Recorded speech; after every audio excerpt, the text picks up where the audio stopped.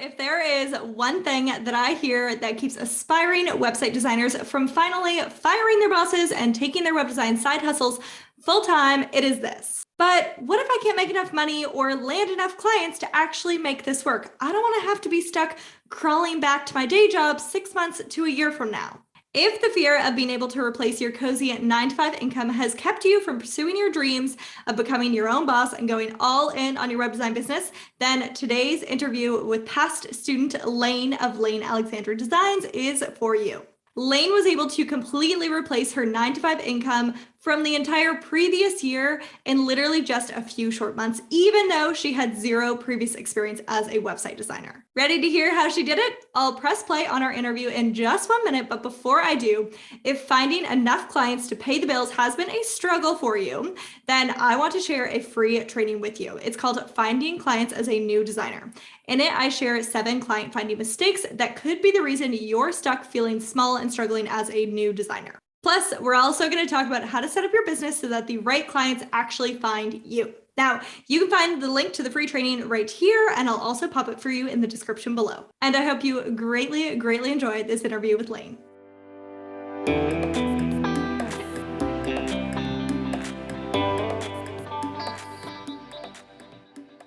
So I had zero experience. I was a professional figure skater, actually. So that was I grew up figure skating. I was a competitive figure skater, and then I was hired to skate in shows, and that's what I was doing. Between tours, I was actually in a band, so I was also a musician, and that's what kind of led me to web design. Funnily enough, I don't know if funnily is a word. Funny enough, there you go. And so that band needed a website, and we were having a hard time finding someone that we could actually afford. So I was like, well, what if I just try it? What if I just see how it goes? So I jumped onto Wix and started playing with Wix and WordPress and Square, all different kinds of platforms, basically. And I built my first website. And then I realized I was like, oh, I kind of like this. So I just was completely self-taught. I was just playing around with things and experimenting with things. And I was reaching out to family that I knew had a business, and I was like, hey, can I please design you a website for free? Like, I'm really new at this, but I want to build my portfolio or whatever. So it was completely like just an exploration, but no, I didn't have any previous experience at all. I just knew that it was fun and I liked it. Like I kind of mentioned before, I just happened upon design and I learned that it was really fun and I really enjoyed it. And then suddenly I wanted to immerse myself in it. And then after I got off the road as a figure skater, I was like, okay, what do I want my career to be now? And I remembered how much I loved design. And I had a couple of months where I wasn't working. So I was like, I'm just going to practice um, making some websites. And then I was curious more about Squarespace. So that's when I came across Paige's blog, because I was Googling a bunch about Squarespace and she has like the best blog ever for Squarespace.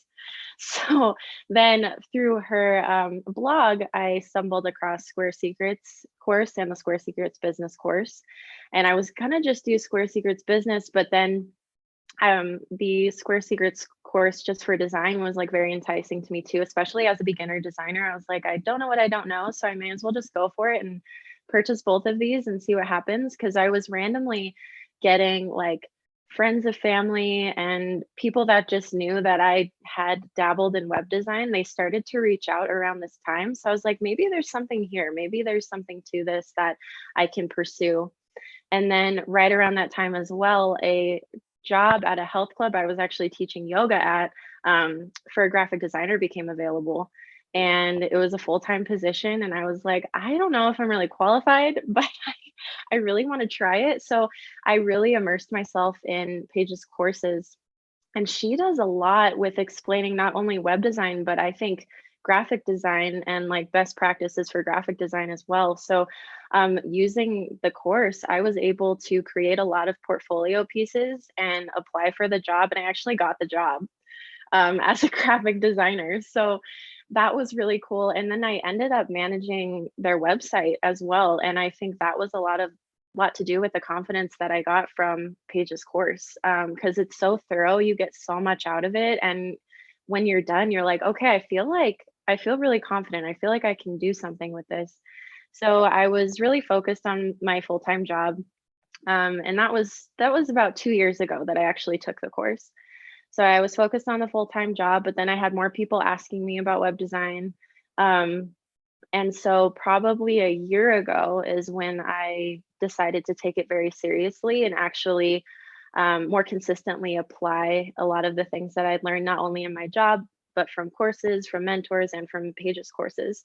And so once I started doing that, things really started to take off. And I became a little bit obsessed with my side hustle. And then 3 months ago, actually, was when I went full time in my job because it since December of 2020, I was replacing my income from my full time job with my side hustle, quote unquote, which was becoming my main hustle. So once I was doing that consistently for about 5 or 6 months, I was like, okay, I think it's time to just like I can only grow so much with where I'm at right now in terms of like the amount of time I have available to allocate to my side hustle. So I was like, I really want to grow this, and the only way to do it is to just take the leap. So I did that in June of this year, and I'm just loving it. I'm so excited. Before taking Square Secrets, I had no Squarespace experience except for like playing around with things, but it was really a lot of me being very frustrated because I didn't understand how Squarespace really worked. So by taking Square Secrets, I was able to really understand the ins and outs, and also a lot of tricks that really experienced designers were using on Squarespace that I never would have been able to figure out on my own. Like without Square Secrets, my sites would not look like they do today. And I get a lot of really good feedback on my sites that I build for people. People are really excited about the designs, and I'm able to make them really intricate and unique to that client. Without using any templates because of the things that I've learned. Because once you know how Squarespace works and the ins and outs of Squarespace, you realize truly how unlimited it can be, and how much possibility there is to create. Initially, I was only using built-in native settings of Squarespace. And then as I got more into Squarespace and I had clients asking for things like custom fonts and just wanting to make more customizations with not only design but with functionality, I just started to Google University and YouTube University and um, look up a bunch of different options for CSS and HTML. And there's tons of resources out there. There's tons of free courses you can take for coding as well. But I slowly started to integrate it. But I will say you don't need it to build a really good website for someone or even for yourself.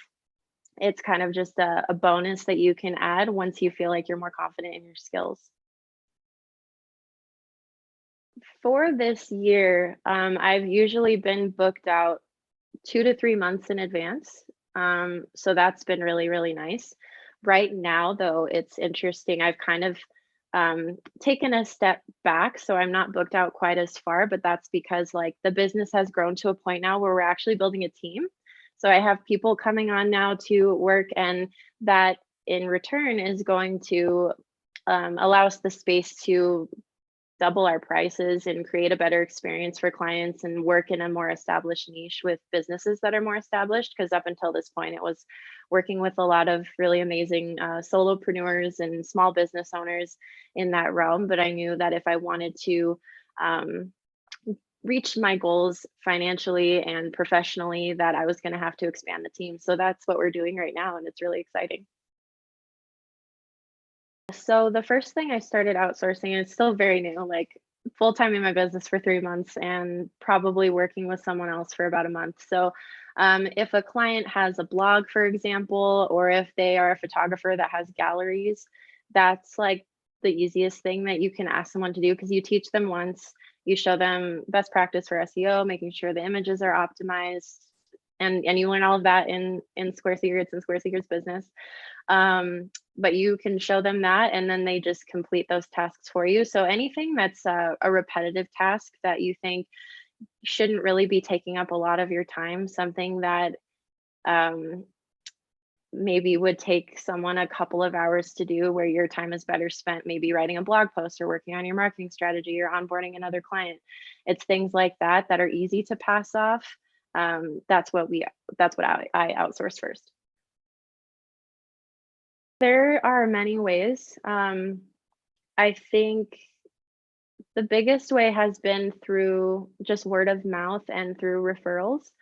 So don't be afraid to say, I'm a web designer. This is what I do. Tell people, tell everyone you know, get the word out. Don't keep it to yourself. And then consistently posting on Instagram has been a good one for me. I've recently, like, there weren't a lot of leads coming through Instagram. But then what I noticed what was happening is, like, friends that I had already had before were starting to see my posts, and then they were like, "Oh, well, I'm starting a business." So they think of you first. And then eventually you'll start to get people that you never knew before, um, coming into your inbox as an inquiry and asking for services because they found you through Instagram. So I think just being consistent with your content and creating content that fit the needs of your niche is the best way that you can do it. And then I do have quite a few blogs on my website. I think that the reason why that's helped me a lot, not just with SEO, but it's also helped me with positioning myself as an expert in the field, because then I'm able to share those things on my social media and people read through them. And I've gotten a lot of really good feedback from people on those posts saying that it's helped them with their DIY or whatever it is, or they read my posts and they're like, oh, I thought I kind of knew, but I might need help, so I'm going to hire her on. So I think the more that you can create content that's useful, that's where, and I think Paige is like the perfect example of that. Like, creating useful content will return, like, it'll come back tenfold. Before I was able to replace my income, it was probably, I would say 5 or 6 months. Um, but it took me making the decision of, like, I'm going for this. I'm going to do this. This isn't just something that I'm trying anymore. I've decided that it's done. And once I made that decision, I went all in. And I would say about 5 or 6 months later was it was December of 2020 when it was the first time I had replaced my income. And then it happened again in January, and then again and again and again. And then finally it was in June that I was like, okay, it's time. I think what I've seen with not just myself, but with business owners that do have their business grow like that, like, in the moment, you don't feel like it's quick at all. Like, in the moment, you feel like it's eternal because you don't know that it's going to work out. And I think that's the risk. You're in it and you're doing it and you're just hoping that it comes together. So I think it's consistency and showing up every day. I really had to make my content creation a habit. So before I went to work every day, I either made an Instagram post or I wrote a blog post. And in the month of February, I remember actually I set a goal to write a blog post every business day of that month. And that really, I think my SEO, like, my traffic increased like 5 times. And then March was my first, like, really big booking month. So it paid off, but it was just a matter of consistency and consistently showing up. um, I really feel like that's it. My first paid client was for $300. And I remember being like, wow, that's so good. And and it is good. Like, when it's your first client, like, the fact that you're getting paid for something that was previously just something that excited you, like, that's when the dots kind of start to connect and you're like, wow, I could make money doing something I really enjoy. That's when it first sparks. Now I'm up to the point where I'm charging for just me to work on a project, about 3K, depending on the client's needs. And then once the team is going and we kind of have the launch done after the rebrand, we'll be around 6K per project, most likely. So it's I found that it kind of doubles as time goes on. Once you find out how much work things are, once you find out the type of clientele that you're attracting, it's all just strategy and figuring it out. But the packages They've grown in the sense where I've been able to now offer branding services. In the beginning, it was just kind of like people bringing me their brand already, and then I would build the website around that, and it would just be very simple. But now the packages include more in terms of branding and color palette and aesthetic, as well as um, adding more custom font selections. I was doing logo design before, but then I discovered I don't love it. So that's one of the reasons I'm onboarding some too. Like when there's something that's not in your zone of genius, it's like just have someone else do it that it's their zone of genius. Um, let's see what else. Oh, I was able to introduce a lot more in terms of SEO to the packages too, and that was covered in Paige's courses, which is really nice. You can offer SEO services after you've taken the course because you know exactly what you need to do in Squarespace. Um, those were probably the biggest changes, but I would say first and foremost, it was my growth in confidence as a designer. So the packages have changed in a more minor way compared to the confidence in design. Yeah, wow. I think mindset work has been the biggest thing. Like you must develop your hard skills first. Like you need to technically know how to design. But then after that, it's totally a matter of mindset and checking in on your limiting beliefs and seeing like, is what I believe in alignment with how I actually want my life to be? Um, I I invested a lot in my personal development, working with mindset coaches and empowerment coaches and money coaches, reading a lot of different money books because I knew I had a ton of money blocks just from past history, as a lot of people do. Whether it's how you grew up or a bad experience that you had with money or just feeling like you can't trust yourself with money, whatever it is, I would say like seek out resources that can help you with that and shifting that mindset because I had big beliefs around um, making money is really hard. That was one that got in my way. You have to do something that you don't enjoy to make good money.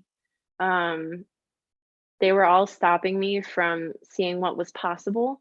And once I started also looking around at different women in the industry and seeing what they were able to accomplish with their web design or with their business, then I was like, well, that's evidence that it's possible. It's evidence that I could do that too.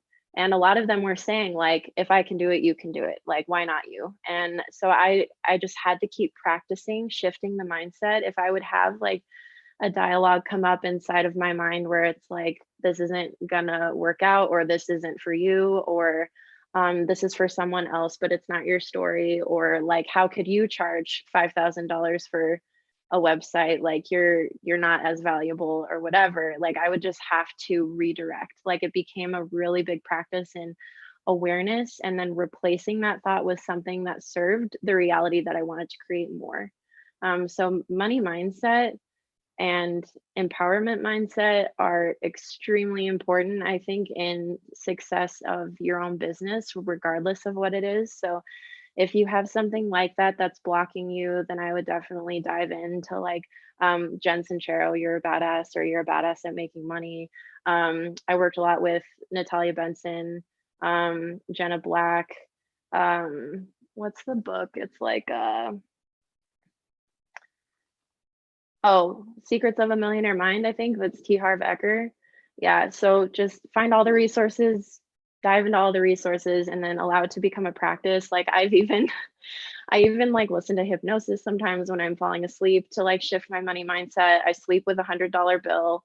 Like my my money mindset was really, really bad. So um like I was probably not even some months making like $1,000 a month.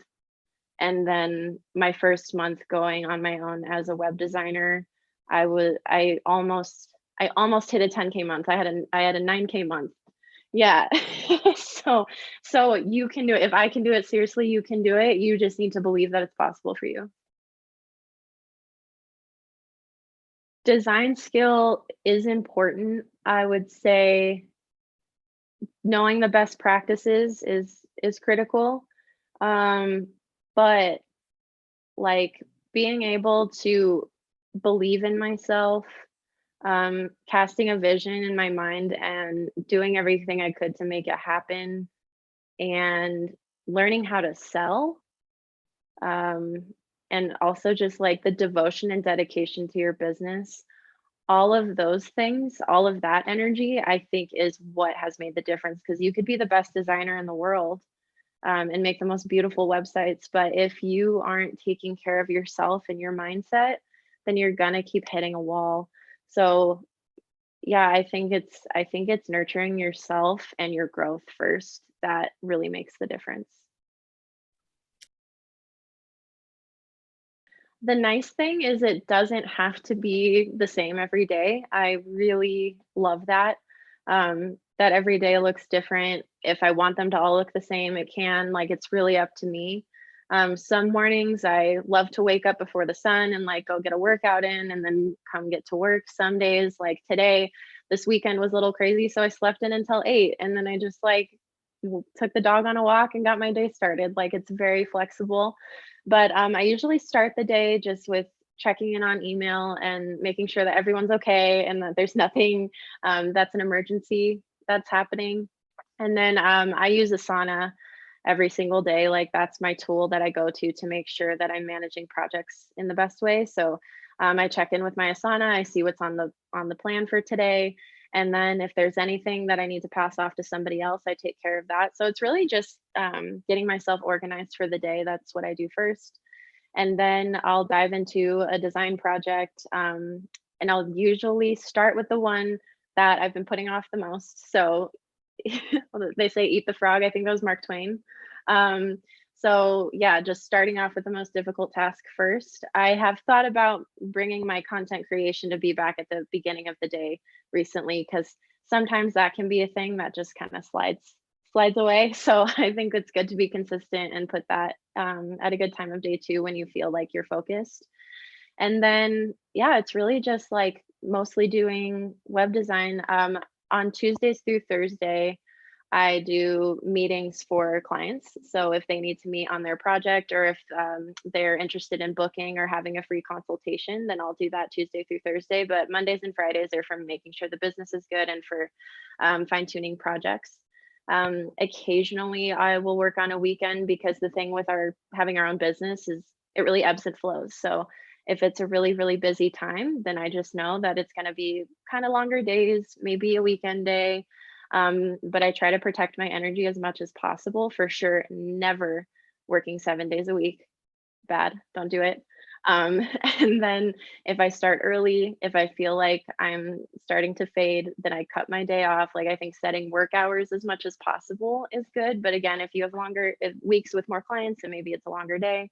If there's a little less going on, then sometimes I'll take half days or I'll take a 4 day week.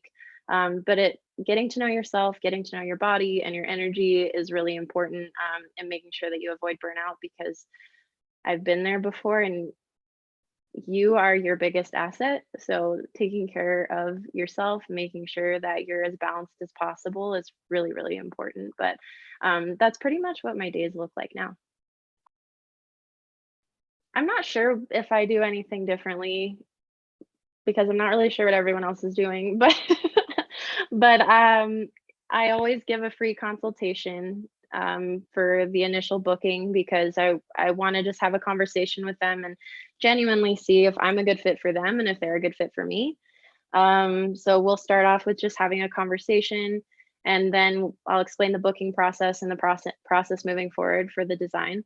And then I begin with the branding. So I'll start with a mood board for them, and then they can approve that.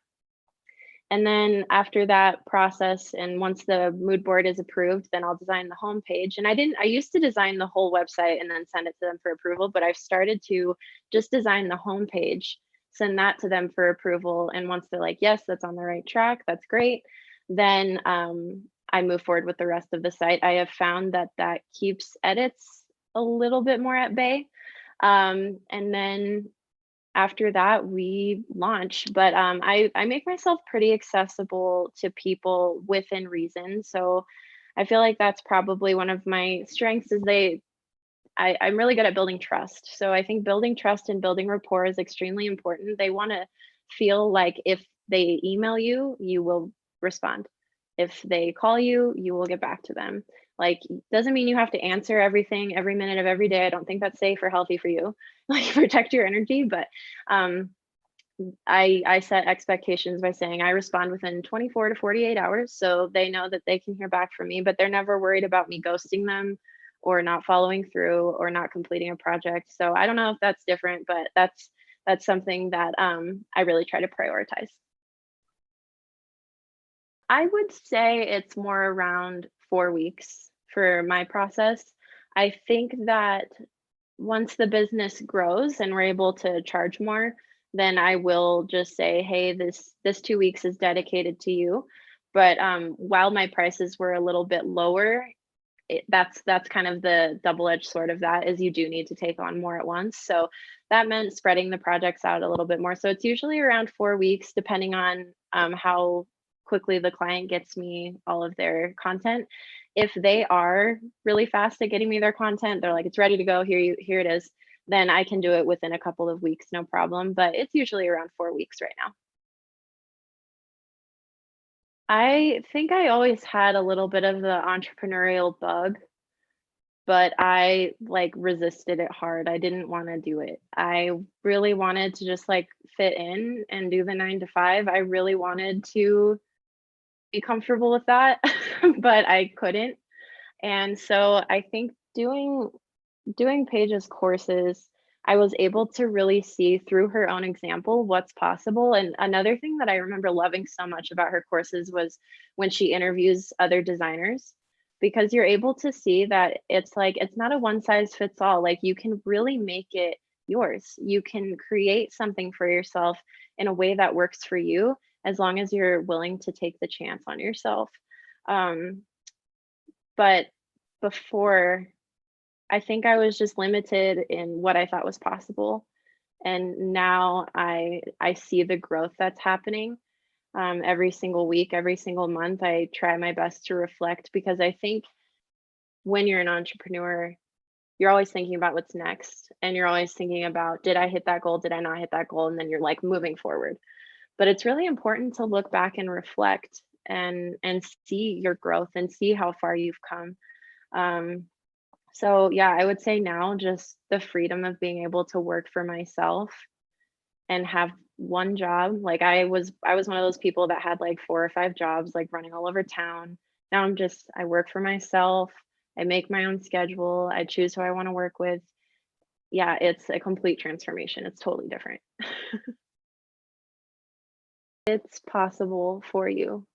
If you can see it, if you can feel it, that means that it's already done. I'm a little bit spiritual and I love working with energetics. So I believe that if you have the idea, if you see the vision that it's possible, that means that it's already done. Now it's just a matter of you creating it now in the physical realm. And so I remember doubting myself a lot. There were so many times that I almost went for it, but I stopped myself. So I would say if you can surround yourself with other people that are dreamers and following their passion and following their ambition, and um, where chasing your dreams and chasing a big money month and really going for it and embodying your empowerment is normal. I think the more you can surround yourself with people where that is a consistent normal, then that starts to become your consistent normal too. So I feel like that's what bridged the gap for me from thinking it wasn't possible to then knowing, okay, I know what to do. I just need to do it. Was getting myself in the right mindset and doing whatever I could to make that happen. Um, but honestly, like, I know I said this already, but if I can do it, you seriously can. Like, it's just keep showing up. Just do it. It might sound like it's dramatic, but you could literally change your life if you take these courses. You seriously could. They are so good. She gives you every piece of information that you need to become a successful designer. Like, it's been 2 years now since I've gone through them, and I still go back just to get a refresher here and there. And as I revamp into this next stage of my business, I'm also going back and thinking about things that I learned from the past because I'm like, oh, I didn't implement that strategy yet. I could use it now. So it's like it's great if you're brand new and have no idea or haven't started yet, or it's great if you have started and you just want to refine your skills or feel more confident in your web design business. So it's really like you can get something out of it no matter what. But that course honestly changed the trajectory of my life. So if you feel like it's calling to you, you feel it in your gut, then just trust it and go for it. So I hope you'll join in saying a great big thank you to Layne for sharing her story and encouragement with us today. If you are dreaming of doing what Layne has done as well, and you're ready to finally ditch your day job and build a fully booked out web design business that you love, then I invite you to join her and over 3,000 other past happy students inside of my Square Secrets and Square Secrets business courses. You can find out when enrollment opens next by visiting paigebrunton.com/courses or by clicking right here. Now, if you found this video helpful, be sure to let me know by hitting the like button. And remember, for the best tips on building a web design business that you love, don't forget to subscribe to the channel and tap the little bell button so you'll be notified when new content drops on the channel every single week. Now, if you're wondering what to watch next, I highly suggest checking out these videos too.